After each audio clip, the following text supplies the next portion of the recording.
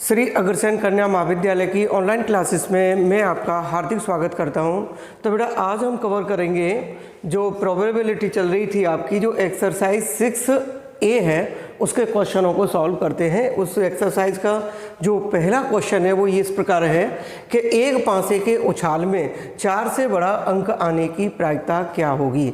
देखिए बेटा, जब हम प्रायिकता की स्टडी करें तो हमें 2-3 बातें बहुत ज़रूरी हैं जो हमें याद रखनी चाहिए। नंबर 1, सबसे पहले प्रश्न को अच्छी तरह से पढ़िए और पढ़ने के बाद ये देखिए कि ये प्रश्न जो है हमसे क्या पूछ रहा है। जो हमसे पूछ रहा है क्या हमसे आता है या नहीं आता है, इससे संबंधित कौन कौन सी ऐसी समस्याएं हैं जिनको दूर करके इस जो पूछा गया है उसको हम निकाल सकें।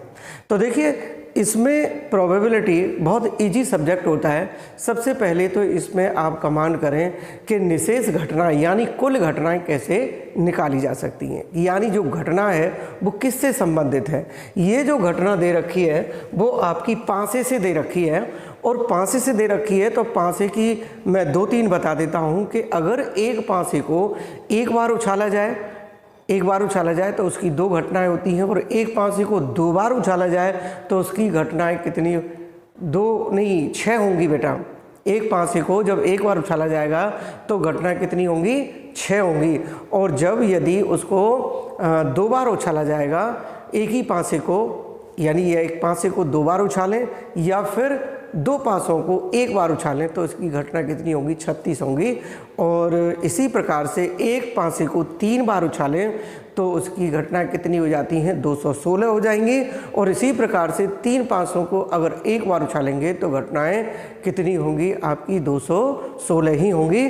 अब आप हम देखेंगे कि ये पासा जो है एक बार फेंका गया है। तो सबसे पहले आप किस पर कमांड करें कि निशेष घटनाएं कौन कौन सी हैं, और फिर उसके बाद हमसे जो पूछ रहा है वो पूछता है वही होती हैं अनुकूल घटनाएं। ठीक है, तो देखो सबसे पहले निशेष घटनाएं क्या होंगी। सबसे पहले कि देखो दिया है,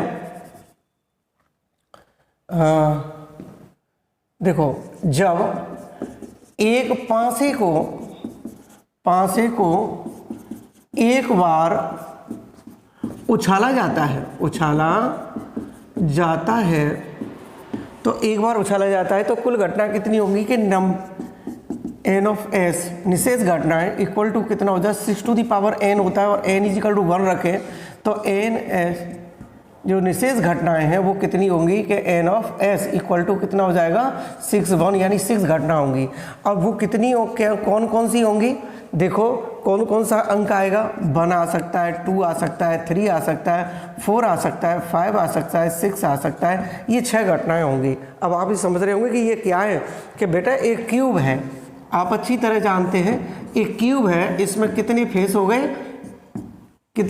6 हो गए। और उन फेसों पर आपके 1 2 3 4 5 6 ये नंबर डले हुए हैं। ठीक है, तो ये कितनी हो गई, चाहे हम किसी को भी फेंकें तो उनमें से कौन कौन सी घटना आ सकती है, 1 से लगाकर 6 तक आ सकती हैं।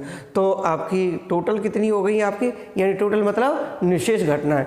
अब हमसे पूछ क्या रहा है कि प्रश्न की शर्त के अनुसार क्या पूछ रहा है, इसको इवेंट दे दीजिए, अनुकूल घटनाएं, यानी अनुकूल घटनाएं ये होती हैं अनुकूल घटनाएं। इसे ले लिया मैंने। क्या पूछ रहा है कि देखो उछाल में 4 से बड़ा अंक आने की, क्या है, 4 से बड़ा अंक आने की, 4 से बड़ा अंक आए, 4 से बड़ा अंक। अब 4 से बड़ा अंक कितना है बेटा बताओ, 4 से बड़ा अंक कौन सा, एक तो 5 है और एक 6 है, तो ये 5 आ गया अब इसका, और एक 6 आ गया। अब इसमें कितनी होगी, अनुकूल घटना कितनी हो गई, 2 हो गई। अब प्रोबेबिलिटी क्या होती है, किसकी निकालनी है हमें, प्रोबेबिलिटी हमें ई की निकालनी है इसकी। तो कि probability of E is equal to अनुकूल घटनाओं को रिप्रेजेंट किया गया है n ऑफ ई से, और ये हो गया n ऑफ s से। ठीक है, तो ये कितनी हो गई आपकी 2, और 2 अपॉन कितना हो जाएगा 6, और लोएस्ट में लाएं तो 3, तो 1/3 यही इसका आंसर होगा। ठीक है, आ गया होगा समझ में। ठीक है।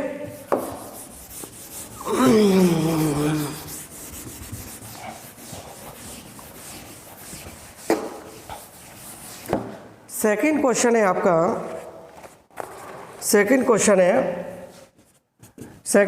है कि एक ताश का साधारण गड्डी से, एक ताश की साधारण गड्डी से 3 पत्ते यादृच्छा खींचे जाते हैं,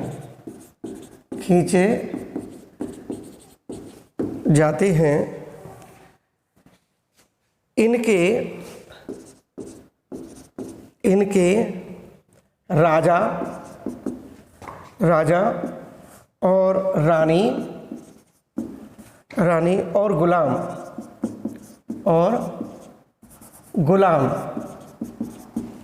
गुलाम के पत्ते होने की प्रायिकता ज्ञात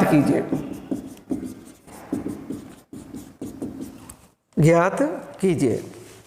देखो बेटा, यह है कि एक ताश की साधारण गड्डी से, जो ताश की गड्डी होती है उस गड्डी से 3 पत्ते यादृच्छिक चुने जाते हैं, यानी क्रम से उसमें से निकाले जाते हैं। ठीक है, तो इनमें राजा, रानी और गुलाम के पत्ते होने की प्रायिकता ज्ञात कीजिए। मैंने अभी आपको बताया था कि सबसे पहले निशेष घटनाओं को, सबसे पहले अच्छी तरह से इसको पढ़ो और पढ़ने के बाद सबसे पहले निशेष घटना यानी कुल घटनाओं को निकालिए आप।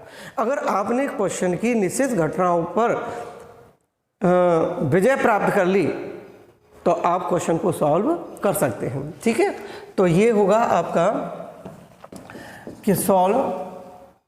देखो, एक ताश की गड्डी में पत्तों की संख्या बेटा कितनी है? 52 हो गया। ठीक है, अब इन 52 पत्तों में से कितने पत्ते खींचे जा रहे हैं? 3 पत्ते। तो उन 3 पत्तों को खींचने के बाद कुल घटनाएं कितनी होंगी, यानी निशेष घटनाएं कितनी होंगी? तो देखो NS से निकालें तो 52 और फैक्टोरियल 52 कॉम्बिनेशन से करो और 3, 52 से 3 आएगा। अब इसको सॉल्व करें तो कितना हो जाएगा? 52 फैक्टोरियल अपॉन 3 फैक्टोरियल, और ये बेटा इसमें 3 करेंगे तो कितना आ जाएगा आपका? 49 होगा। और देखो 52, 51 और 50 यानी 49 हो गया फैक्टोरियल, और अपॉन फैक्टोरियल 3 की वैल्यू कितनी हो गई? 6, और ये 49 है ही फैक्टोरियल, इसे कैंसिल हो गया। अब इसको छोटे उसमें करो तो कितना हो गया? 2 से काटे तो 3 और 2 से ये 26, तो एक तो 26 आ रहा है और ये 17 और इंटू 50 आ गया। तो ये कुल निशेष घटना है। आप मल्टीप्लाई मत करो, ठीक है, हो सकता है पीछे कुछ वैल्यू कट जाए। अब देखो प्रश्न की शर्त के अनुसार, प्रश्न की शर्त के अनुसार प्रश्न की शर्त क्या है? राजा हो, राजा यानी के, और ये हो गया आपका रानी, और गुलाम हो गया जे।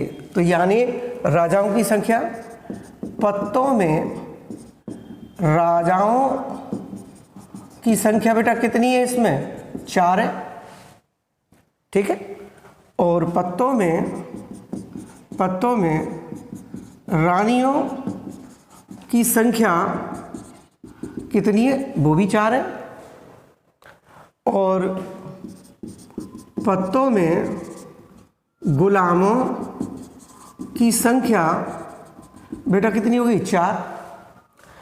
अब एक राजा खींचा जा रहा है पत्ता, और एक रानी का पत्ता खींचा जा रहा है, और एक गुलाम का खींचा जा रहा है। तो हम क्या करें? अब इसकी अनुकूल घटनाएं क्या होंगी? अनुकूल घटनाएं, इसको ई से ले लेते हैं बेटा, है। तो 4 में से आपने 4 इक्को में से यानी 4 के में से यानी किंग में से एक पत्ता खींचा, ठीक है, ये आ गया।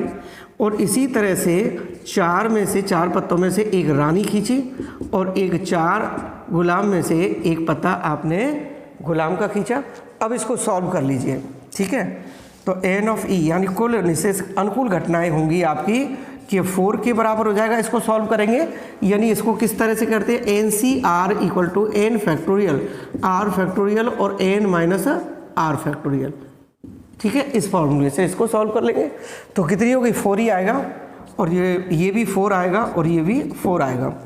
अब प्रोबेबिलिटी निकालो इसकी, तो प्रोबेबिलिटी क्या होगी कि अनुकूल घटनाएं अपॉन निशेष घटनाएं, तो 4 गुणा 4 गुणा 4 और ये कितना हो गया 26 और गुणा 17 और गुणा 50, ठीक है। अब इससे 2 से कैंसिल करो और 2 से 13 और 2 से ये कितना हो गया 50 यानी 25 हो गया, ठीक है। तो ये ऊपर वैल्यू जो आई वो 16 आएंगी और नीचे जो आएगा 13 और 17 और 25 ये आएगा, ठीक है। अब इसका मल्टीप्लाई करो तो 13 का अगर हम मल्टीप्लाई करें 17 से तो 17 × 51 5 और 17 के 17 5 22, ठीक है, ये हो गया। अब कितना करें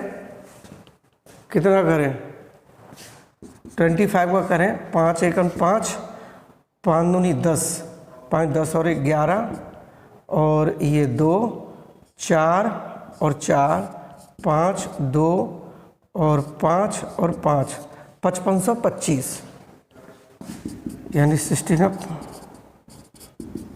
5525,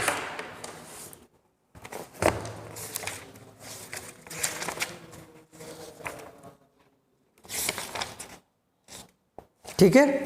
दूसरा वाला आ गया, ठीक है, आ गया होगा समझ में। तीसरा क्वेश्चन देखते हैं बेटा।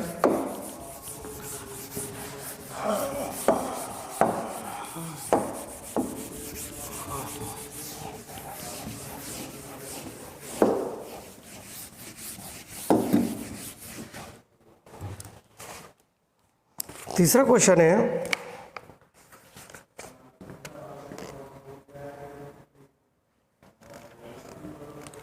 कि एक क्वेश्चन नंबर 3 है कि एक ताश की गड्डी, इसको आप कर सकते हैं आप, ठीक है। इसमें केवल एक ताश की साधारण गड्डी के एक पत्ता अध्यक्षक चुना जाता है यानी खींचा जाता है, ठीक है।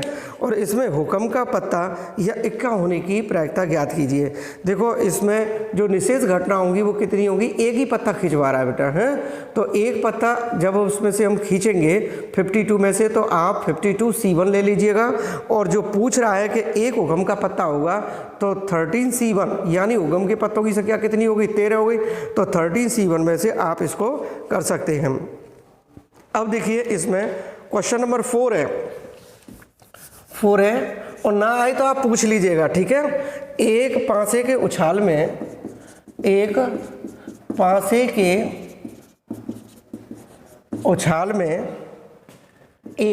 2 व 3 न आने की प्रायिकता ज्ञात कीजिए, ठीक है। देखो कि एक पासे के उछाल में 1 2 3 न आने की प्रायिकता ज्ञात कीजिए। मैंने आपको बताया था कि एक पासा है, सबसे पहले निश्चित घटनाओं पर क्या करें, विजय प्राप्त करें। और विजय कैसे प्राप्त होगी कि पहले हमें समझना होगा, एक पासे को एक बार ही उछाला जाता है। देखो जब एक पासे को एक बार उछाला जाता है तो निशेष घटना कितनी होंगी, निशेष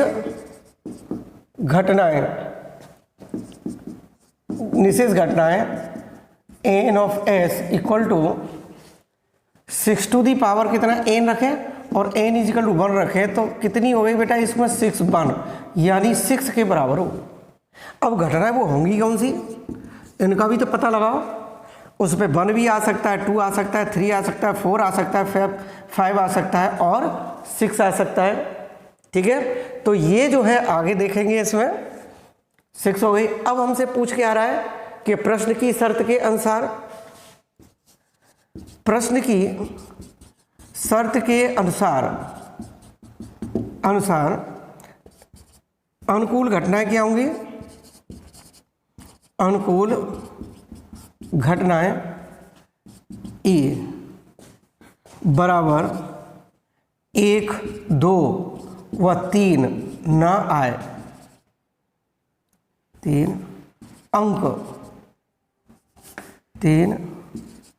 अंक ना आए। अब देखो, मान के चलो 1, 2, 3 न आए तो क्या आ सकता है? क्या आ सकता है? 1, 2, 3 नहीं आ सके तो इस स्थिति में क्या आ सकती हैं कि 4 आ सकता है, 5 आ सकता है और 6 आ सकता है। तो अगर हम इसको लें तो इसका क्या कर सकते हैं? इसे माना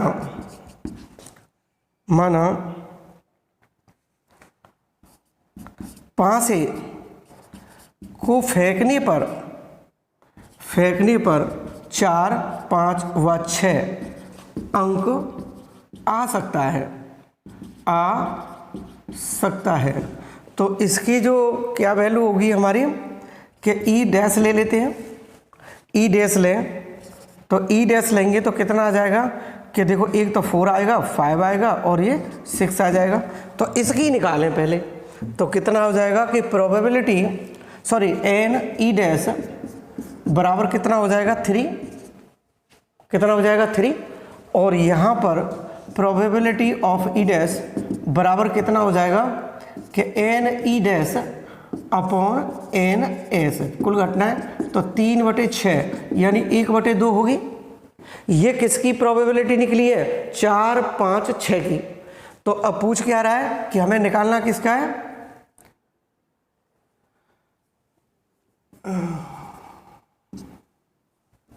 बार लगाओ, इस पे बार लगाते हैं बेटा, नेगेटिव में बार लगाते हैं। ठीक है, अब देखो प्रोबेबिलिटी ऑफ ई निकालें तो 1 माइनस प्रोबेबिलिटी ऑफ ई बार के बराबर, ये नेगेटिव हो गई, इसकी विपरीत थी। और हमसे पूछ के आ रहा था प्रोबेबिलिटी ई पूछ रहा है, तो 1 माइनस 1/2 यानी 1/2 ये आ गई आपकी। ठीक है,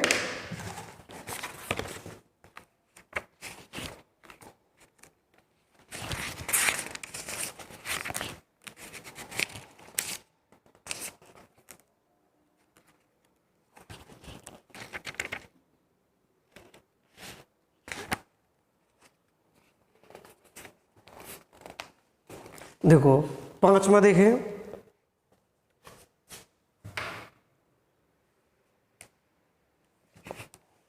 देखो बेटा, देखो बीच में बहुत सा गैप हो गया है और वो गैप होने का रीज़न है कि यहाँ की नेट प्रॉब्लम और प्लस दूसरी हमारी ड्यूटीज़ वगैरह लग रही हैं। कॉलेज में जो एग्ज़ाम चल रही है उसकी वजह से थोड़ा सा अवरोध हुआ है, लेकिन वीडियो आएगी, वीडियो में पूरी भेजने का पूरा प्रयत्न करूंगा।